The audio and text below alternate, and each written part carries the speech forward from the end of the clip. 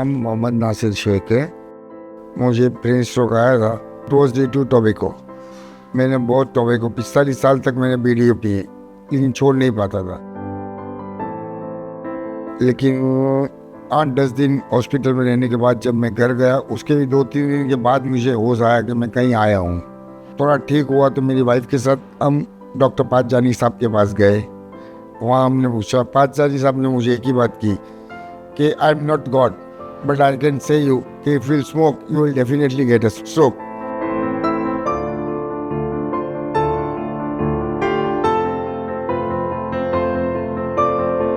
आज से 2 साल पहले घर में काम चल रहा था रिपेयरिंग का।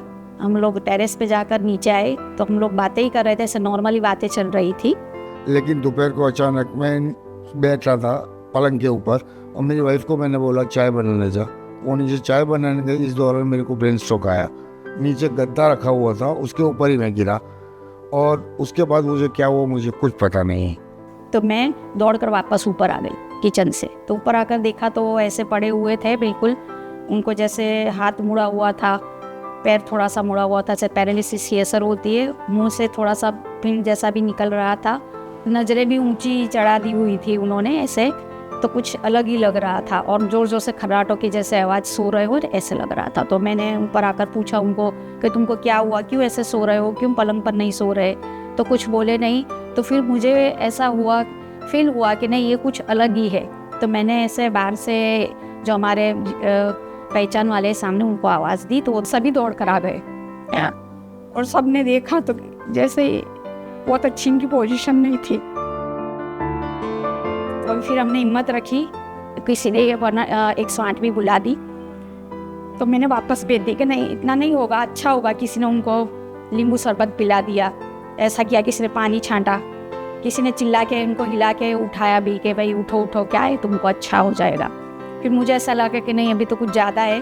तो फिर से 108 बुलाकर उनको नज़दीकी हॉस्पिटल में ले जाकर treatment within an half an hour उनको स्टार्ट कर दी।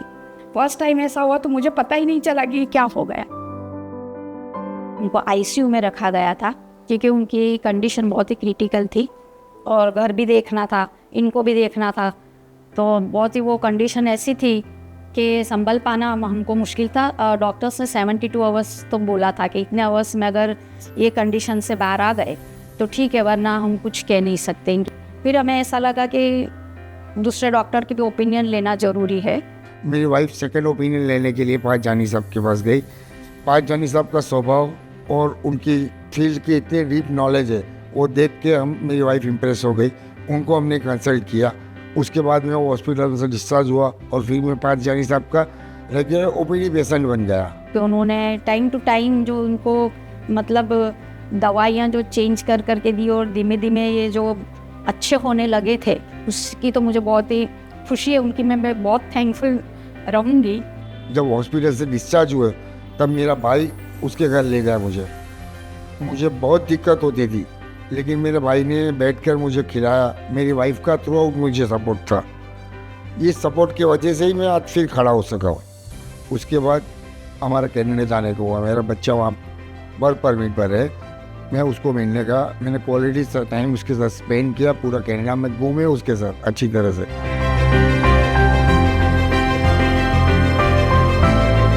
नो डाउट स्ट्रोक आने के बाद मेरे को आँख में और लेफ्ट साइड में दिक्कत हो गई थी। अब मैं क्वाइट नॉर्मल हूँ, अब स्कूटर भी ड्राइव कर सकता हूँ। अभी मुझे कोई भी प्रॉब्लम नहीं है, मैं नॉर्मल लाइफ ही जी रहा हूँ। This is only because I quit tobacco. अब अगर टोबैको चालू होता तो ये सब खुशियाँ मेरी नसीब नहीं होती मुझे। अगर कोई पर्सन अगर ऐसा एडिक्ट है टोबैको च्यूइंग या स्मोकिंग का, तो वो बिल्कुल भी ना करे पहले तो, क्योंकि इतनी क्रिटिकल कंडीशन में वो लोग आ जाते हैं जैसे मैंने फेस किया है। मैं चाहूँ कि ऐसा कोई फेस ना करे। ये तो ऑलमाइटी से और पातजानी साहब के इतने मतलब गाइडेंस से और इतनी अच्छी दवाइयों से बच गए हैं कि आज मैं इतने अच्छे दिन देख रही हूँ।